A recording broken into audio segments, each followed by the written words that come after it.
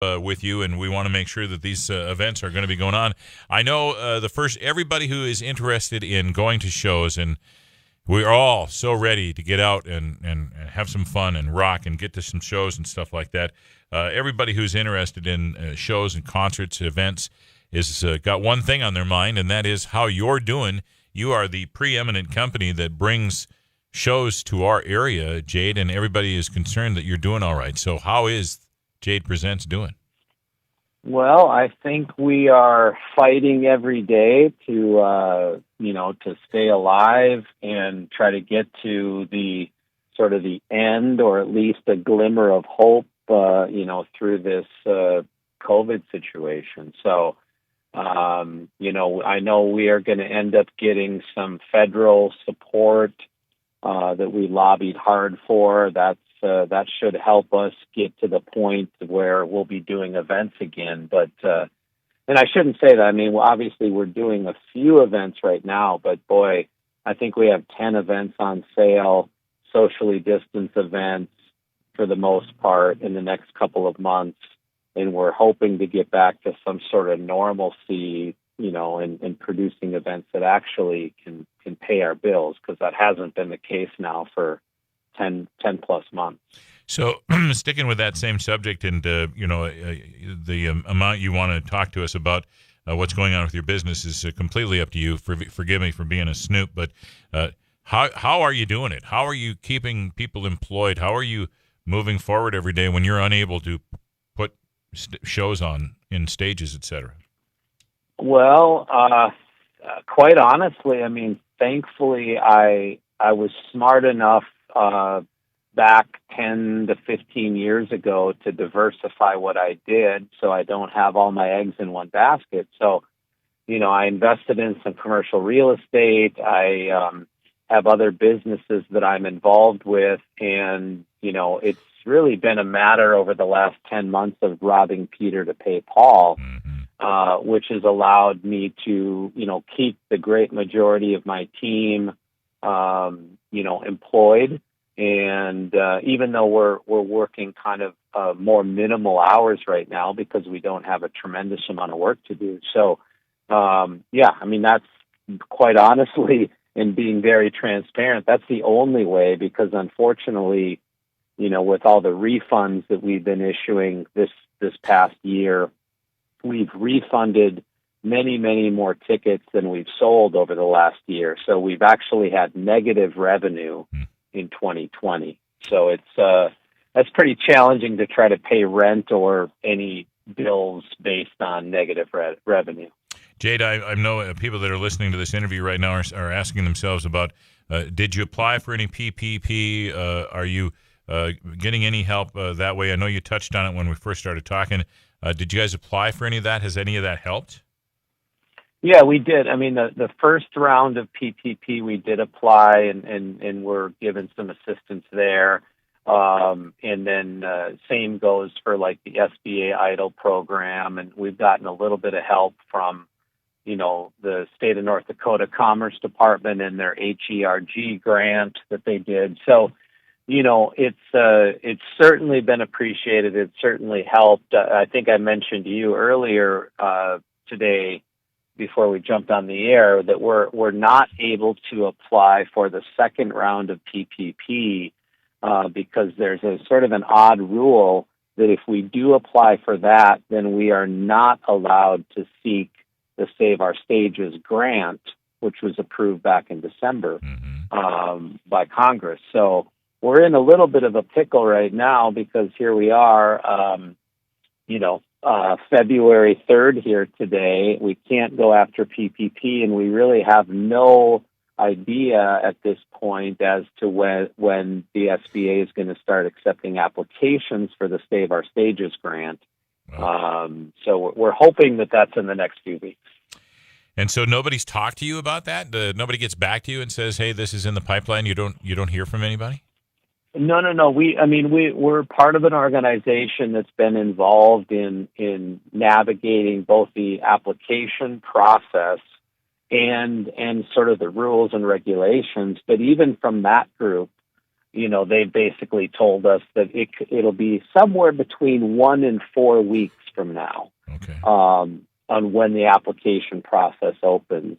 So, I think, and bless the SBA and those folks for doing what they're doing over the last year. But I think it's probably just a matter of being backlogged. I mean, this thing got greenlit by Congress in December, and I think we all thought initially that the process would take, for sure a few weeks to roll out, but we're now going on 5 weeks, 6 weeks, and we're not exactly sure when that's going to open up. So we know that it's in our sights. We just don't know exactly when we're going to, see the application process begin.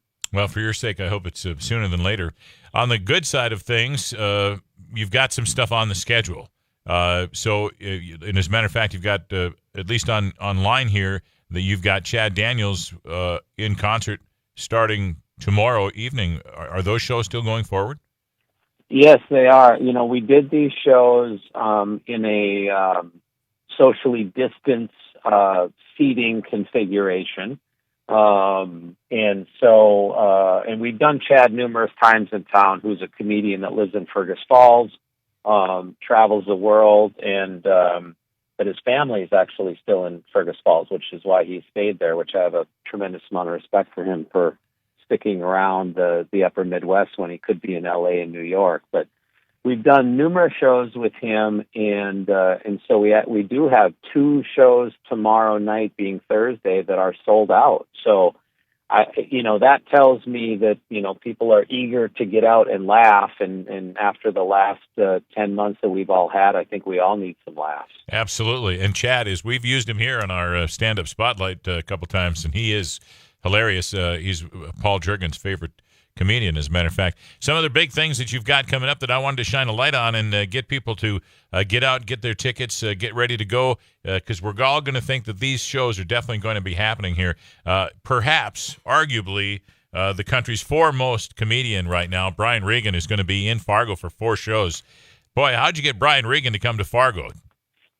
Well, we've done Brian a couple of times at the Fargo Theater, but obviously those were a few years back in different situations. So his agent came to us and said, Brian wants to work. And so we put, again, similar to Chad, we put together the socially distanced seating chart, which in the case of Brian, if I'm not mistaken, is 4 top tables that you buy. So potentially you and another couple, or you and, 2 friends, or whatever the case may be, can buy tickets, sit together, but that table would then be 6 feet apart from the other tables around you, and so on. So again, we're trying to do things and get people out, but also do it in such a way that everyone might feel comfortable to go out and enjoy themselves.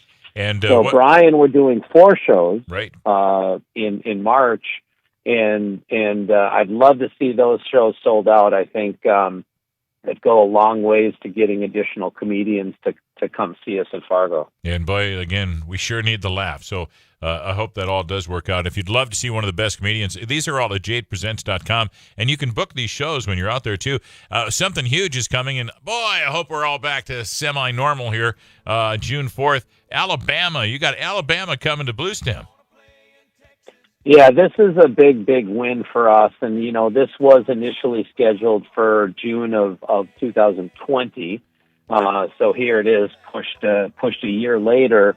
We're certainly hoping that we can move forward with this event. That'll come down to probably restrictions in Minnesota as to whether or not we can and whether or not we can do it in a safe fashion. But we are on sale. We are selling tickets now. And a band like Alabama doesn't play a 3,000 seat venue. I mean, normally they're playing arenas at this point. So this is a very, very intimate setting for them. Go out and get your tickets. Don't miss this opportunity. And boy, I got to give a shout out to perhaps the best live band I've ever seen in my life. I've seen them 4 times. The Mavericks are going to be live in concert in Bismarck on July 21st. Jade, something weird happens at every Mavericks concert I've been at. You sit in your seat for a certain while, and after about half the show's over, you can't sit anymore, and everybody just gets up and dances all over the place. It's a phenomenal thing to happen. Yeah, it's funny because their agent has told us that right from the start. We thought that it was a sit-down show, and he's like, no, we're playing a lot of ballrooms. We're playing some large clubs because people, inevitably, you're going to be on your feet. So, yeah, we had Mavericks in Fargo, and now it's time for them to make a stop at the Bell Mayhew's, a nice little 800-seat venue in Bismarck. Get your seats. There's still some available up in the top there at the show. And on the way out here, and as we're getting played off the stage, Jade, can we, if we want to see somebody really, really badly, can we send a note to you and request bands we'd like to see come to our area? I love that. I love getting suggestions. We're constantly, working on a variety of ideas and different venues and artists, that to come to Fargo-Moorhead. So, yes, send it info@jadepresents.com is the best way, or you can Facebook a message to us as well. I don't check the Facebook myself, but it'll get shared with my booking team and myself. And that info@jadepresents.com comes to all of us, so we'll all take a look at it and dig in and do everything we can. Got it. Let us know whatever we can do. You hang in there, Jade. We can't wait to be getting back to shows. Thank you so much. Jade Neilson from Jade Presents. Have a great night, Jade. You too. KFGO time is coming up on 4:55. You're listening to The Drive with Dan Michaels on the Mighty 790 and 104.7 KFGO. This Giving Hearts Day, come out for a one-of-a-kind event to help raise money for the North Dakota Autism Center. They're hosting Snoga in their parking lot.